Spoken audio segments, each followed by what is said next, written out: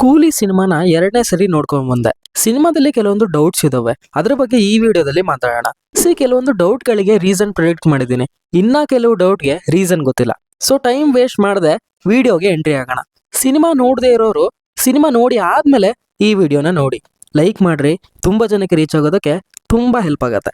First one, ಕಲ್ಯಾಣಿ ಕ್ಯಾರೆಕ್ಟರ್ನ ಪ್ರೀತಿ video call ಅಲ್ಲಿ ನೋಡಿರಲ್ವಾ ಅಂತ. Of course ಯಾರಿಗಾದ್ರೂ ಈ ಡೌಟ್ ಬಂದೇ ಬರುತ್ತೆ, ಯಾಕಂದ್ರೆ ಆ ವಿಡಿಯೋ ಕಾಲ್ ಆದ ನೆಕ್ಸ್ಟ್ ಸೀನ್ಸ್ ಅಲ್ಲೇನೆ ಕಲ್ಯಾಣಿ ಬಂದು ಪ್ರೀತಿ ಹತ್ರ ಮಾತಾಡ್ತಾರೆ. ಆದ್ರೆ ಪ್ರೀತಿಗೆ ಅವಳು ಯಾರು ಅಂತ ಗೊತ್ತಾಗಲ್ಲ. ಬಟ್ ಈ ಡೌಟ್ ಬಗ್ಗೆ ನಾನು ಅನ್ಕೊಂಡಿರೋದೇನಂದ್ರೆ, ವಿಡಿಯೋ ಕಾಲ್ ಅಲ್ಲಿ ಪ್ರೀತಿ ನೋಡುವಾಗ ಆ ರಾಡ್ ಅಡ್ಡ ಇರುತ್ತೆ. ಇದು ಕನ್ವಿನ್ಸಿಂಗ್ ಆಗಿದೆಯಾ, ಇದು ಲಾಜಿಕಲಿ ಕರೆಕ್ಟಾ, ಅದೆಲ್ಲ ಪಾಯಿಂಟ್. ಒಟ್ಟು ಈ ಕಾರಣಕ್ಕೆ ರೈಲ್ವೆ ಸ್ಟೇಷನ್ ಅಲ್ಲಿ ಕಲ್ಯಾಣಿ ಕ್ಯಾರೆಕ್ಟರ್ ಮಾತಾಡ್ಸಿದ್ರು ರೆಕಾಗ್ನೈಸ್ ಮಾಡಲ್ಲ. Second one, Kalesha character. ಯಾಕೆ ಇವರು ರೂಮಲ್ಲೇ ಇರ್ತಾರೆ, ಮತ್ತೆ ಪ್ರೀತಿಗೆ ತೊಂದರೆ ಆದಾಗ ಅವ್ರನ್ನೇ ಕಳಿಸ್ಬೋದಿತ್ತು ಅಂತ. ಅವರು ಫಸ್ಟ್ ಸಾಂಗ್ ಅಲ್ಲಿ ಹೊರಗಡೆ ಹೋಗಿ ವಾಪಸ್ ಬರೋದನ್ನ ವೈಡ್ ಫ್ರೇಮ್ ಅಲ್ಲಿ ತೋರಿಸ್ತಾರೆ. ಅವರಿಗೆ ಈ ಸಾಂಗ್ಸ್ ಡ್ಯಾನ್ಸ್ ಸಂಬಂಧ ಇರೋದಿಲ್ಲ, ಅದು ಕೂಡ ಅವರ ಕ್ಯಾರೆಕ್ಟರ್ ಹೆಂಗಿದೆ ಅಂತ ತಿಳಿಸುತ್ತೆ.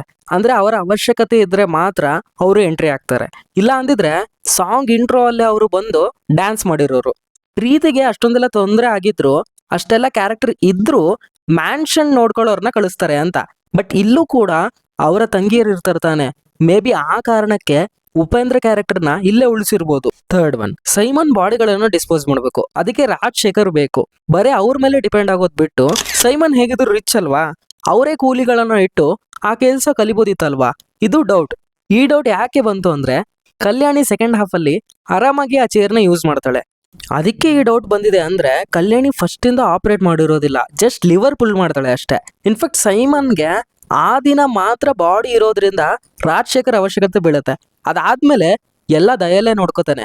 ಹಾಗಾಗಿ ಅವರಿಗೆ ಆ ವಿಷಯದ ಮೇಲೆ ಕಾನ್ಸಂಟ್ರೇಷನ್ ಹೋಗೋದಿಲ್ಲ ಅಂತ ಅನ್ಸುತ್ತೆ. ಯಾಕಂದ್ರೆ ರಾಜಶೇಖರ್ ಸತ್ ಮೇಲೂ ಆ ಚೇರ್ ಬೇಕಾಗೋದು ದಯಲ್ಗೆ, ಸೈಮನ್ಗಲ್ಲ.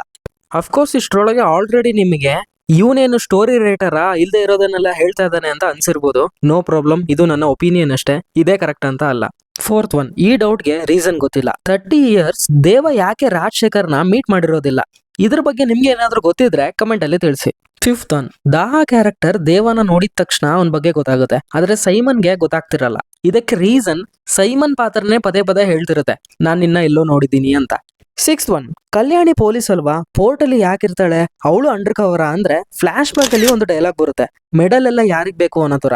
ಹಾಗಿದ್ರೆ ಅವಳು ಕೆಲಸನ ಬಿಟ್ಟಿರ್ಬೇಕು, may be, I don't know. Seventh one, ದಾಹ ಸೈಮನ್ ಎರಡೂ ಕ್ಯಾರೆಕ್ಟರ್ ಮಾಡೋ ಕೆಲಸ ಕೂಲಿಗಳಿಗೆ ತೊಂದರೆ ಆಗುತ್ತೆ. ಸೈಮನ್ನ ಸಾಯಿಸಿದ ದೇವ ದಾಹನ ಯಾಕೆ ಬಿಡ್ತಾನೆ, ಅಲ್ಲ ವಾರ್ನಿಂಗ್ ಸೆಟಲ್ ಆಗಿ ಕೊಡ್ತಾರೆ, ಬಟ್ ಪ್ರಾಪರ್ ಆಗಿ ಈ ಡೌಟ್ಗೆ ರೀಸನ್ ಗೊತ್ತಿಲ್ಲ.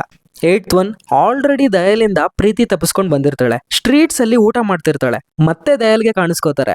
ಮತ್ತೆ RX ಅಲ್ಲಿ ಬರೋ ದಯಲ್ಲು ಅಷ್ಟು ಬೇಗ ಹೆಂಗ್ ಬಂದ, ಇದೊಂದು ಸ್ವಲ್ಪ ಕರೆಕ್ಟ್ ಆಗಿ ಕನ್ವಿನ್ಸಿಂಗ್ ಇರೋ ತರ ಮಾಡ್ಬೋದಿತ್ತು ಅಂತ. ಗೊತ್ತಿಲ್ಲ, ನೀವೇ ಕಮೆಂಟ್ ಅಲ್ಲಿ ತಿಳಿಸಿ. ಎರಡನೇ ಸಲ ನೋಡಿದ್ ನನಗೆ ಸಿನಿಮಾ ಚೆನ್ನಾಗಿದೆ ಅಂತಾನೆ ಅನಿಸ್ತು, ಬಟ್ ನಾನು ರಿವ್ಯೂ ಅಲ್ಲಿ ಹೇಳಿರೋ ಹಾಗೆ ಸಿನಿಮಾ ಎಂಗೇಜಿಂಗ್ ಆಗಿದೆ, ಎಂಟರ್ಟೈನಿಂಗ್ ಆಗಿದೆ. But as a Lokesh Kanagaraj fan, I didn't like this movie. Rajinikanth ಅವರನ್ನ 100% ಕರೆಕ್ಟ್ ಆಗಿ ಫ್ಯಾನ್ ಸ್ಟಫ್ ನ ಇಟ್ಟು ಅವರ ಪೊಟೆನ್ಶಿಯಲ್ ನ ಸರಿಯಾಗಿ ಯೂಸ್ ಮಾಡಿದ್ದಾರೆ. ಬಟ್ ಸ್ಟಿಲ್ ಏನೋ ಡಿಸ್ಸ್ಯಾಟಿಸ್ಫ್ಯಾಕ್ಷನ್, ಯಾಕಂದ್ರೆ ಅವರ ಪ್ರೀವಿಯಸ್ ಸಿನಿಮಾಗಳು ತುಂಬಾ ಕ್ಲಿಯರ್ ಆಗಿ ಸಣ್ಣ ಸಣ್ಣ ವಿಷಯಕ್ಕೂ ಡೀಟೇಲಿಂಗ್ ಕೊಟ್ಟು ಮಾಡಿರ್ತಾರಲ್ಲ, ಹಾಗಾಗಿ ಹಂಗ ಅನಿಸ್ಬೋದೋ ಏನೋ. ಇನ್ನು ಇಲ್ಲಿ ತನಕ ವಿಡಿಯೋ ನೋಡಿದಿರಾ ಅಂದ್ರೆ ಸಬ್ಸ್ಕ್ರೈಬ್ ಮಾಡ್ಕೋಬಹುದಲ್ವಾ. ಈ ವಿಡಿಯೋ ಕಂಪ್ಲೀಟ್ಲಿ ನನ್ನ ಒಪಿನಿಯನ್ ಅಷ್ಟೇ, ಇದೇ ಕರೆಕ್ಟ್ ಅಂತ ನಾನು ಹೇಳ್ತಿಲ್ಲ. ವಿಡಿಯೋದ ಬಗ್ಗೆ ಕಮೆಂಟ್ ಅಲ್ಲಿ ತಿಳಿಸಿ ಮರಿಬೇಡಿ. ಮತ್ತೆ ಯೂನಿಕ್ ಕಂಟೆಂಟ್ ಜೊತೆ ಸಿಗ್ತೀವಿ. ಅಲ್ಲಿವರೆಗೂ filmy stuff by Nehal channel ಕಡೆಯಿಂದ ಬೈ ಬೈ.